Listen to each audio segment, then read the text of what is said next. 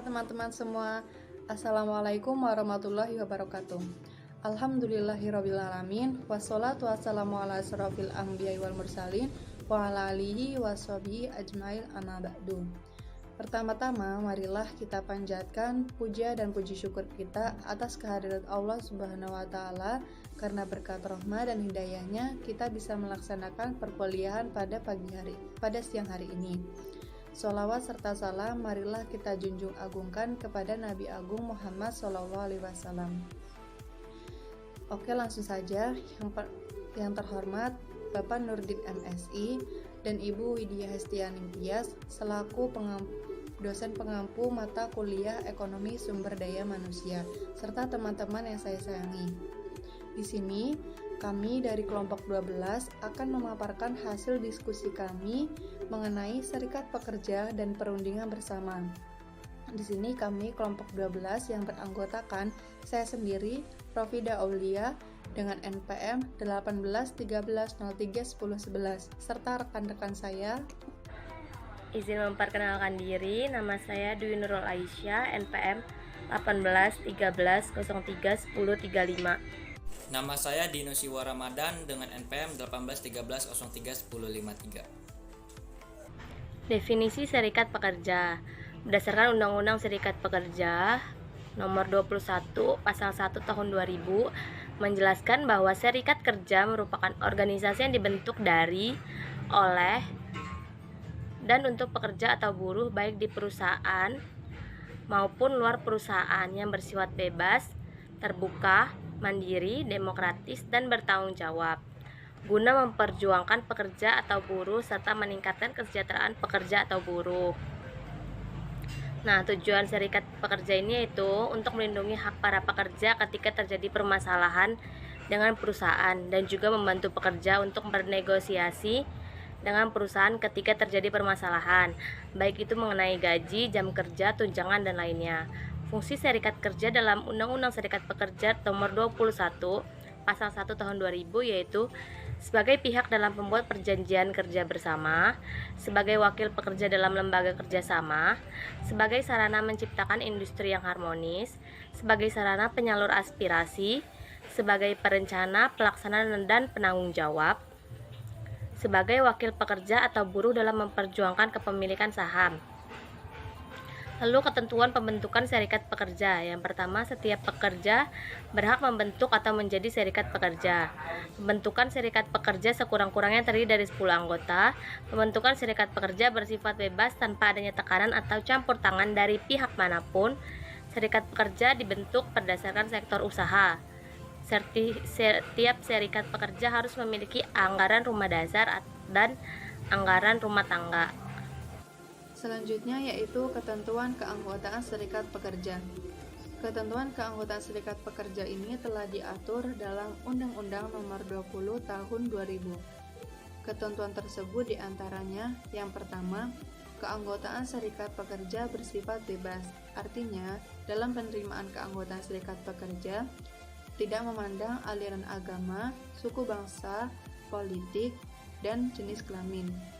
Yang kedua, pekerja tidak boleh menjadi anggota serikat pekerja lebih dari satu dari suatu perusahaan. Yang ketiga, pekerja dapat berhenti dengan pernyataan tertulis. Yang keempat, pekerja dapat diberhentikan sesuai dengan ketentuan anggaran dasar dan anggaran rumah tangga dari serikat yang bersangkutan. Yang kelima, pekerja yang telah berhenti atau diberhentikan tetap bertanggung jawab atas kewajiban yang belum terpenuhi dengan serikat pekerja yang bersangkutan. Selanjutnya, pengertian perjanjian kerjasama. Perjanjian kerja bersama menurut Simanjuntak adalah bentuk dari kesepakatan atau perjanjian yang dicapai antara perwakilan serikat pekerja dengan perwakilan pengusaha mengenai hak dan kewajiban pekerja, serta kewenangan dan kewajiban pengusaha.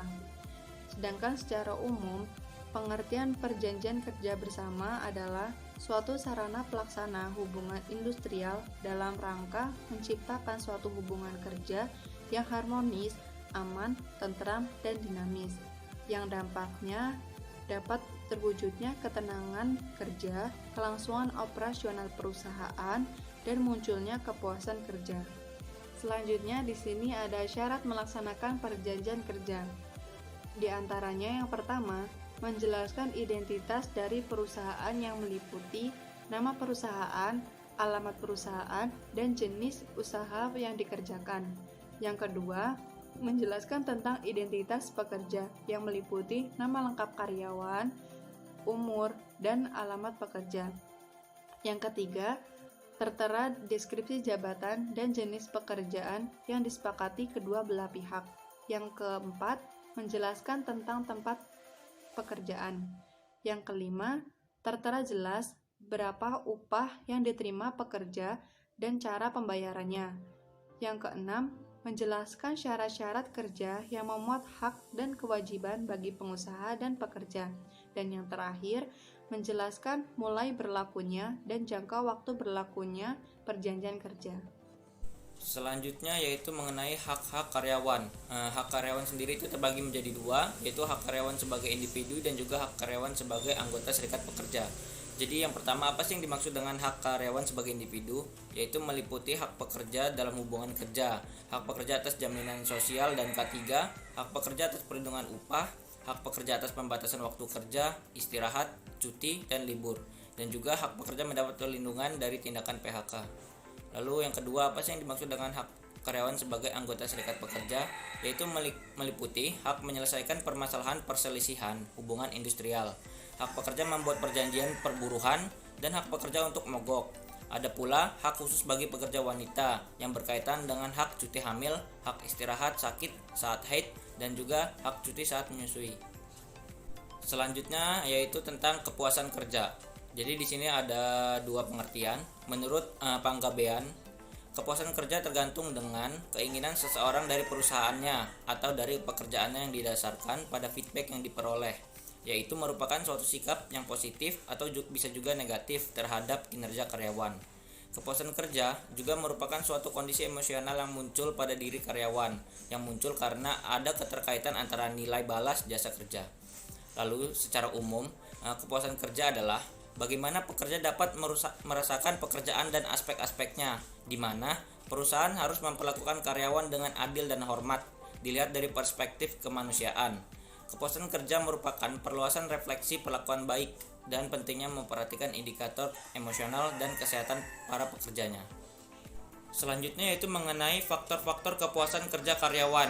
Jadi di sini ada 7 poin ya.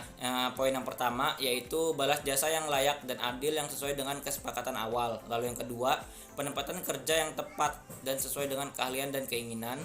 Lalu yang ketiga, berat atau ringannya pekerjaan yang ditanggung karyawan. Lalu yang keempat, suasana dan lingkungan pekerjaan yang kondusif. Lalu yang kelima, peralatan yang mendukung dalam melaksanakan pekerjaan. Yang keenam, sikap dari pemimpin dalam kepemimpinannya. Lalu yang terakhir atau yang ketujuh, sikap pekerjaan yang menyenangkan atau monoton. Demikianlah presentasi dari kelompok kami. Apabila terdapat kekurangan dan juga kesalahan, kami mohon maaf. Dan untuk teman-teman, kami harapkan dapat mengerti materi yang kami sampaikan. Dan apabila ada yang ingin dipertanyakan, silahkan nanti di forum diskusi ya teman-teman. Terima kasih.